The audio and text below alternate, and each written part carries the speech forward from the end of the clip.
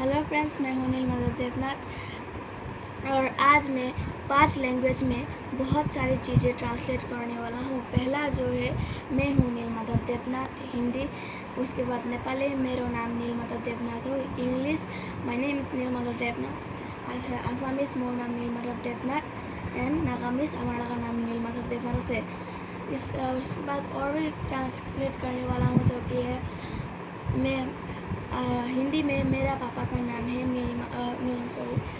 अनुकूल देवनाथ। उसके बाद नेपाली में मेरे बाबू का नाम अनुकूल देवनाथ हो।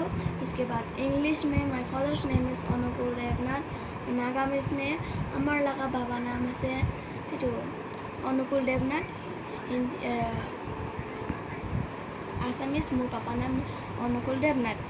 सो और भी like my mother name is Meenakshi, मेरा माँ का नाम है मीनाक्षी, मोर माँ नाम मीनाक्षी, मेरो मम्मी को नाम मीनाक्षी, हमार लगा माँ नाम मीनाक्षी। और क्या कहने अब मेरा दीदी, चलो my sister's name is Ankumi Debnath.